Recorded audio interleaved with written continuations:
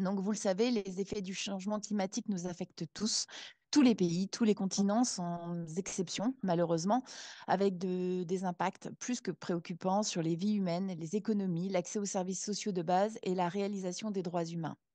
Comme vous pouvez le voir sur l'écran qui s'affiche devant vous, les chiffres parlent d'eux-mêmes et rappellent, s'il en était besoin, la réalité et les conséquences du changement climatique. Face à l'ensemble de ces menaces, il n'y a qu'une seule solution, l'adaptation, notamment pour les populations les plus vulnérables. Or, savoir s'adapter aujourd'hui, c'est nettement plus facile et nettement plus accessible aux populations instruites, celles qui ont les ressources intellectuelles nécessaires pour trouver des solutions durables et des problèmes complexes et violents. L'éducation au développement durable permet à toutes et à tous, à celles en tout cas et à ceux qui y ont accès, d'avoir une meilleure compréhension du changement climatique, de mieux comprendre les risques et de modifier leur comportement. Les personnes qui y ont accès sont également davantage soucieux de l'environnement, de sa protection et sont dotées de davantage de capacités de résilience. Ce n'est d'ailleurs pas un hasard si les États se sont engagés à développer l'éducation durable dans le cadre des objectifs de développement durable. Et ce n'est pas non plus un hasard si le Comité des droits de l'enfant a rappelé, il n'y a pas très longtemps, fin août 2023, que le droit de vivre dans un environnement sain était inscrit dans la Convention relative aux droits de l'enfant, était donc un droit fondamental de l'enfant que les États avaient pour obligation de garantir. Cela étant dit, aujourd'hui, malheureusement, dans les faits, l'éducation au développement durable reste très très peu développée. Il y a peu ou pas de programme, très peu d'heures dédiées, souvent des enseignants non formés à cette nouvelle discipline. Selon l'UNESCO, sur 100 pays étudiés, plus de la moitié ne mentionne même pas le changement climatique dans les programmes scolaires. Dans beaucoup d'autres pays, l'éducation au développement durable est inscrite au programme, présente donc en théorie, mais encore beaucoup trop peu mise en pratique. C'est pourquoi Action Éducation se mobilise sur le terrain et développe des initiatives pour permettre aux communautés que nous accompagnons de se préparer, de s'adapter au changement climatique, avec l'objectif de renforcer leurs capacités afin qu'elles trouvent elles-mêmes les réponses à leurs problématiques locales et revendiquent leurs droits. Aujourd'hui, nous partons donc en direction du Bénin, où nous développons le projet ACT, Action citoyenne pour tous les enfants grâce à l'éducation. Ce projet permet aux enfants de mieux connaître leurs droits, d'apprendre à les revendiquer et à devenir citoyens dans un monde pacifié, juste et durable. Le projet comprend des modules d'éducation à la paix ainsi que des actions de sensibilisation et d'éducation au développement durable auprès de jeunes élèves, mais également auprès d'associations de jeunes. Et je tiens aujourd'hui tout particulièrement à remercier notre chargée de projet, Françoise Oumnou, qui est présente avec nous pour vous présenter l'ensemble de nos actions.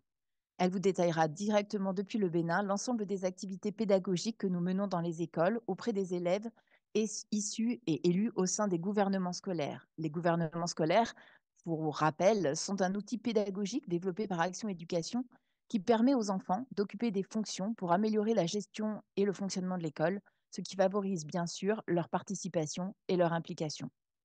Toujours dans le cadre du projet ACT, Françoise vous présentera le soutien qu'Action Éducation apporte à des associations de jeunes afin qu'ils développent des micro-projets de développement durable. Elle donnera la parole à Laurentus Wedot, coordinateur du Conseil des jeunes d'Alada, qui témoignera du soutien que le Conseil des jeunes a reçu d'Action Éducation pour mettre en œuvre un micro-projet de reboisement. Enfin, en toute dernière partie de cette présentation, nous aurons la chance d'avoir Émile Kinmadometo, responsable de la section communale des eaux et forêts d'Alada, et Ibrahim Djabarou, coordinateur de la cellule technique d'aménagement forestier de la forêt classée de Paou à Ouida. Ils témoigneront tous les deux de leur rôle de formateurs auprès des enfants des gouvernements scolaires que nous accompagnons. Par avance, nous vous prions de nous excuser si la qualité de la connexion n'est pas toujours idéale, si elle n'est pas totalement stable. Les conditions sur le terrain ne le permettent malheureusement pas toujours. Sans plus attendre, je laisse la parole à Françoise.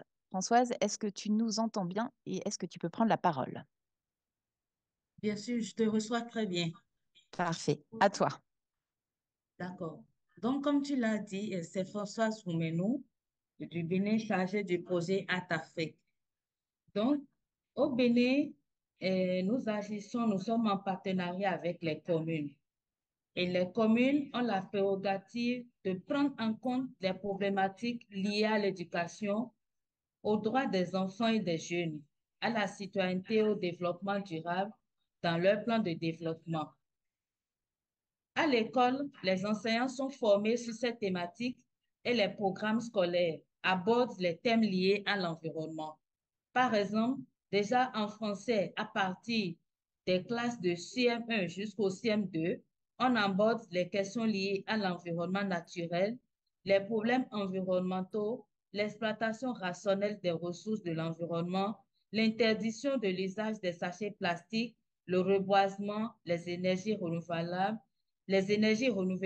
notamment l'énergie solaire et éolienne. Les élèves sont encouragés à sensibiliser leurs parents sur l'usage des énergies renouvelables. Quant à nous, Action Éducation, nous facilitons la mise en pratique des notions apprises à l'école, surtout de façon théorique. Et c'est ça qui nous permet de renforcer les dynamiques d'acteurs en les mettant au cœur des actions et en les accompagnant à mettre en œuvre leurs micro-projets. Je donne l'exemple, l'écriture du micro-projet a été de façon participative et a impliqué la mise en place des ateliers avec les techniciens des mairies, les services en lien avec leur environnement et basés sur les plans de développement des communes. Il faut dire que les acteurs et les communautés ont communiqué sur leurs problématiques locales et quotidiennes de façon quotidienne, notamment les déchets, les inondations, l'hygiène et assainissement, et ont participé à la mise en place de ces micro-projets en insistant surtout sur l'importance de l'éducation et de l'implication des enfants et des jeunes sur les questions liées à leurs droits, à la citoyenneté et au développement durable.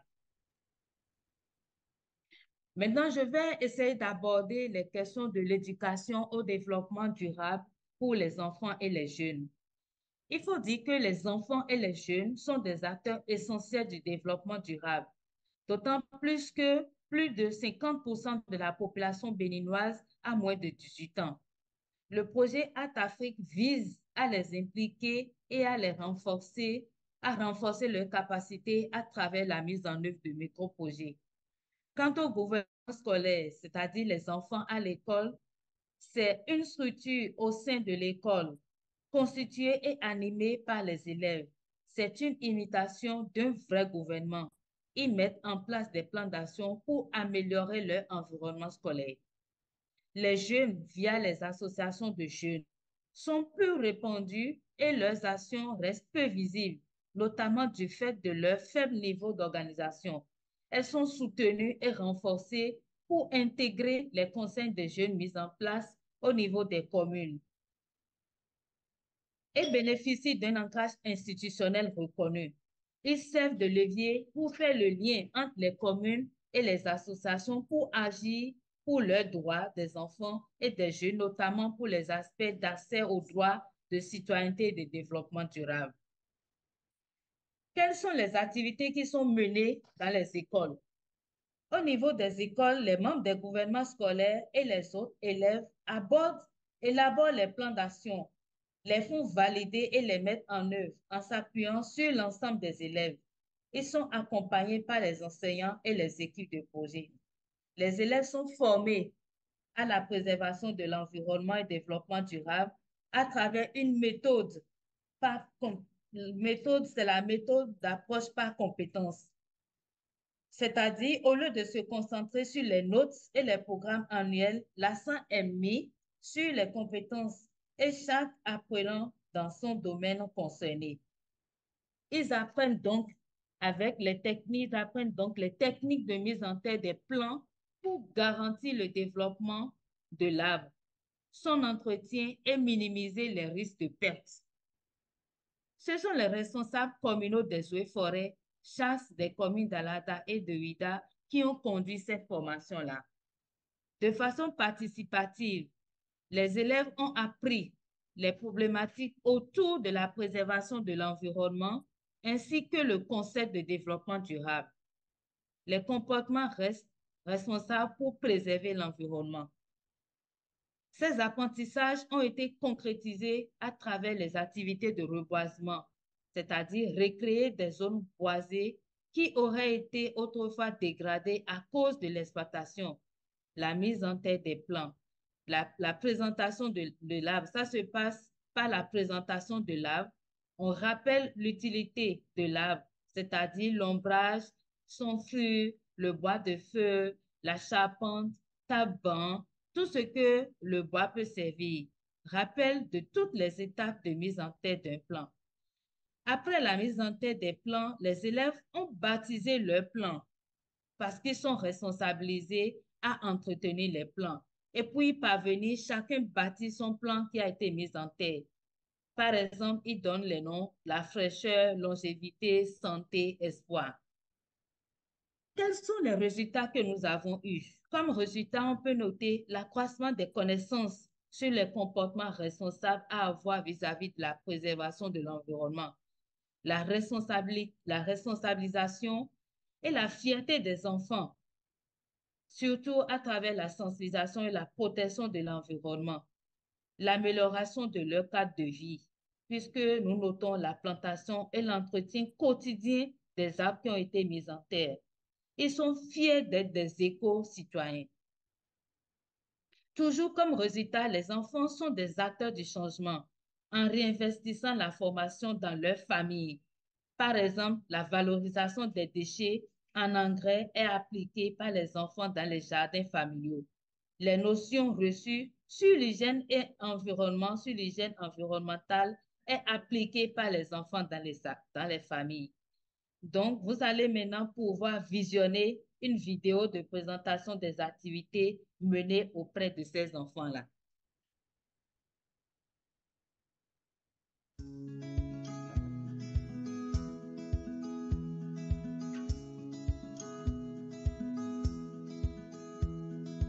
La lutte contre la désertification et la sécheresse, c'est plus que important, puisque ça met la lumière sur la nécessité de protéger l'environnement, d'abord pour nous-mêmes et pour tout ce qui nous entoure. Nous-mêmes d'abord parce qu'on est ici à l'école, comme vous l'avez si bien dit.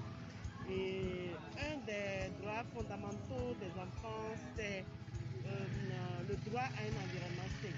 Vous allez voir dans certaines écoles, il n'y a pas d'hiver du tout, mais également, c'est une manière d'éduquer également les enfants à respecter leur environnement.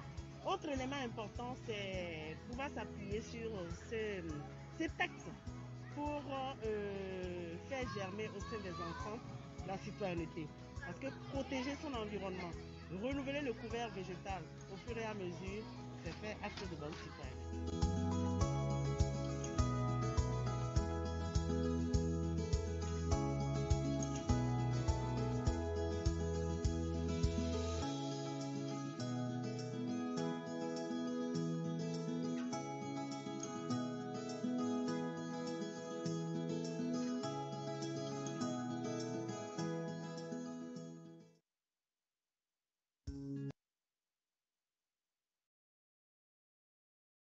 D'accord, je vais essayer de vous présenter maintenant les activités menées au niveau des associations de jeunes.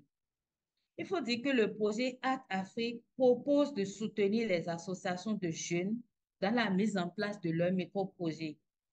Les associations de jeunes sélectionnées sont formées et accompagnées par Action Éducation dans la réalisation de leurs micro-projets.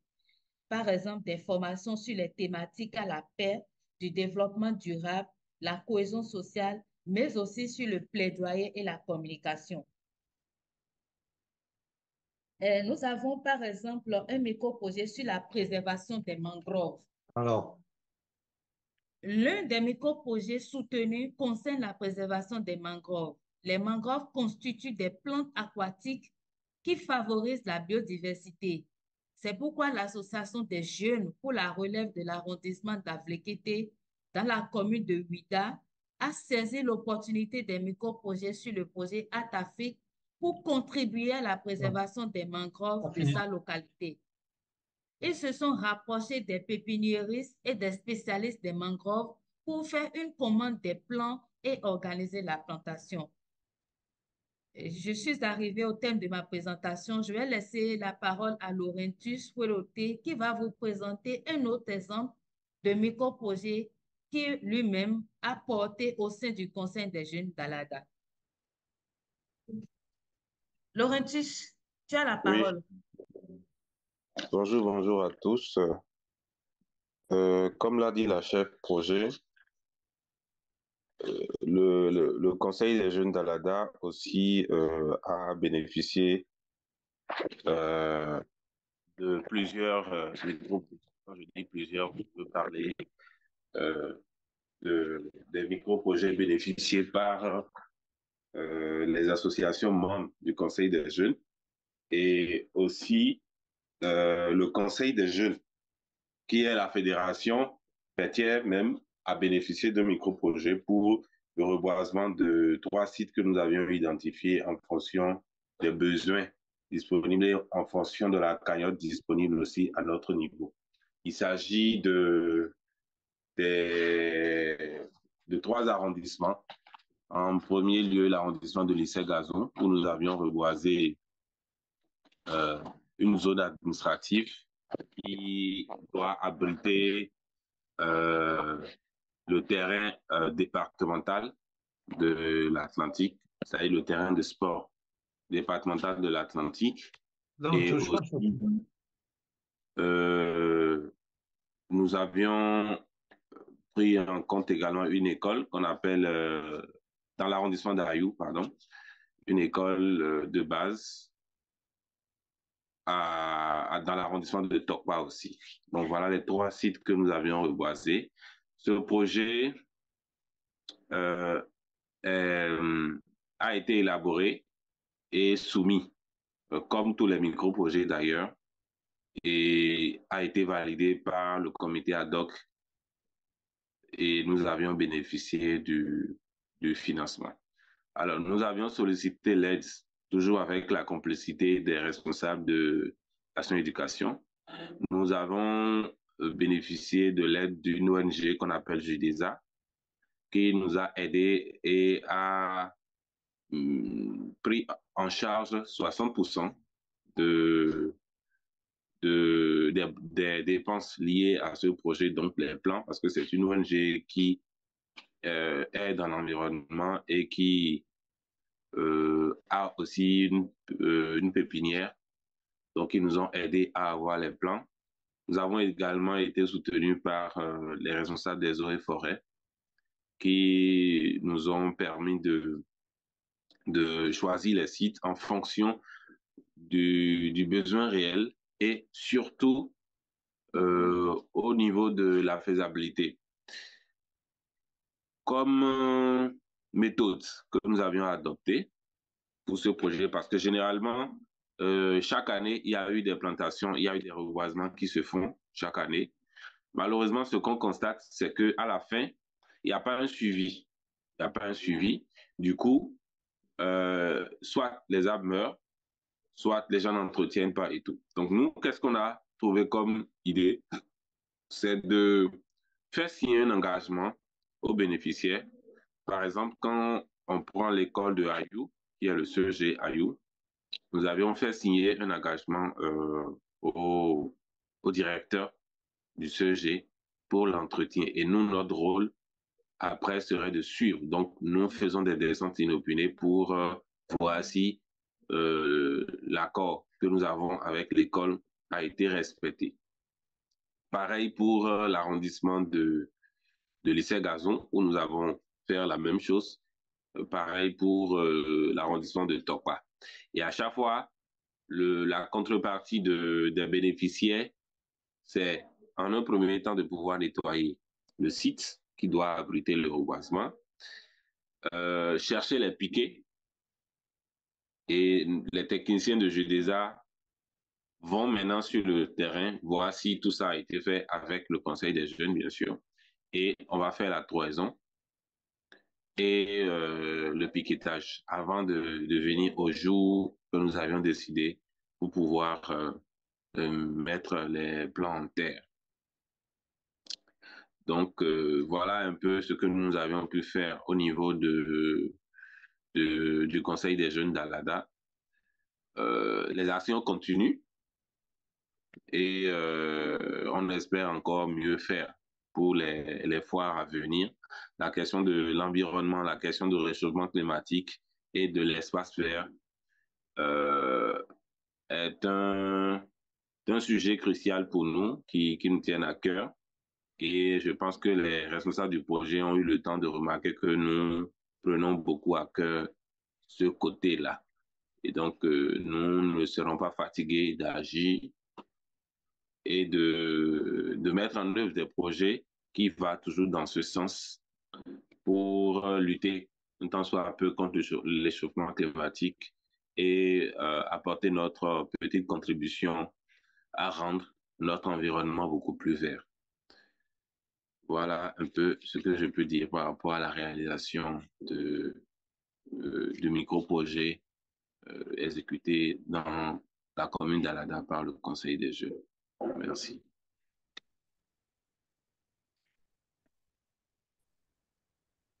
Merci. Nous allons donner, c'est le tour des responsables des eaux et forêts. Monsieur Emile et le capitaine Ibrahim.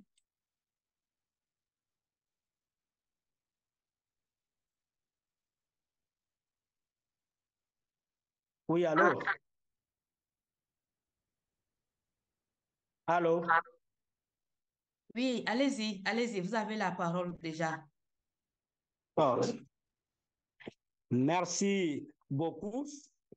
Moi, c'est le conservateur adjoint de deuxième classe, Ibrahim Djabarou, coordonnateur de la cellule technique d'aménagement forestier PAU dans la commune de Ouida. Et par rapport à ce qui nous réunit ici, moi, je vais juste parler des séances de formation que nous avons organisées dans la commune de Ouida, à l'endroit des élèves de cette école primaire. Donc, essentiellement, il faut noter que la formation a porté de façon générale sur l'environnement, mais les aspects qui ont été abordés concernent la salubrité du cadre de vie des enfants ou leur environnement immédiat, l'identification des espèces ligneuses des arbres qui sont dans leur environnement, qui sont autour d'eux. On a parlé de la gestion des déchets qu'ils produisent, ne serait-ce qu'au niveau de leur établissement scolaire. On a parlé également des facteurs de dégradation en termes de dégradation physique et de pollution de notre environnement. Nous avons parlé des comportements idoines qu'il faut avoir vis-à-vis de notre environnement immédiat. On a parlé de comment planter les arbres et après comment les entretenir.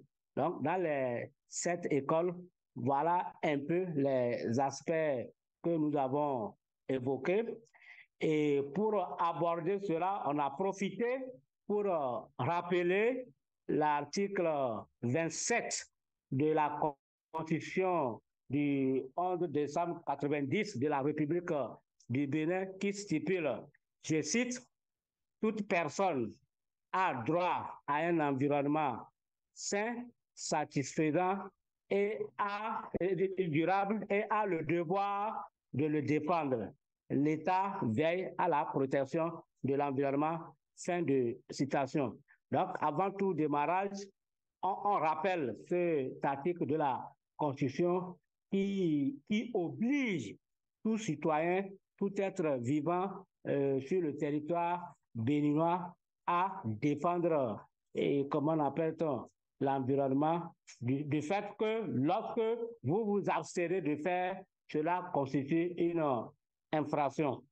Et après ces différentes formations, les plans que nous avons mis en terre, nous sommes repartis voir quel est l'état des plans. Nous avons constaté qu'effectivement, les gens prennent soin de ces plans-là. Les endroits où il y a eu des plans morts, ils nous ont fait appel et on a procédé à un regarnissage ou à un remplacement de ces plans-là. Nous avons aussi constaté que les poubelles sont entretenues les poubelles sont entretenues, les gens vident régulièrement les poubelles. Et pendant la formation, les enfants n'hésitent pas à prédonner dans la langue maternelle des chansons qui vont en faveur de l'environnement. Donc, dans l'ensemble, voilà un peu ce qui s'est passé dans la commune de Ouida et on a déjà pris l'engagement que nous allons accompagner cette activité. Ce n'est même pas accompagner cette activité parce que nous sommes de l'administration centrale et nous avons le devoir en tant qu'État de veiller à la protection de l'environnement. Donc, nous considérons les actions des différentes ONG, en l'occurrence Aide et Action, comme un bouffeur d'oxygène, une bouffée d'oxygène que l'ONG nous apporte. Et dans ce sens-là, nous vous disons infiniment merci. Et peut-être avant la fin de ce webinaire, si la parole m'est donnée encore et s'il est permis, je vais peut-être faire encore une doléance toujours dans le cadre de renforcer la protection de l'environnement dans la commune de Ouida, lorsqu'on sait que l'écosystème de façon générale à Ouida est un écosystème fragile parce que dominé par les zones humides, dominé par les formations de mangroves, comme l'a rappelé, comme l'a évoqué la chef et projet, c'est un écosystème très fragile, très vulnérable et qui très facilement peut vous créer des situations d'irréversibilité. Et dans ce cadre-là, je pense que vos actions sont louables et constamment, quotidiennement, vous méritez une certaine gratitude de notre part, vous méritez des félicitations, vous méritez des ovationnements. Donc, voilà un peu ce que moi je voulais dire. Merci beaucoup.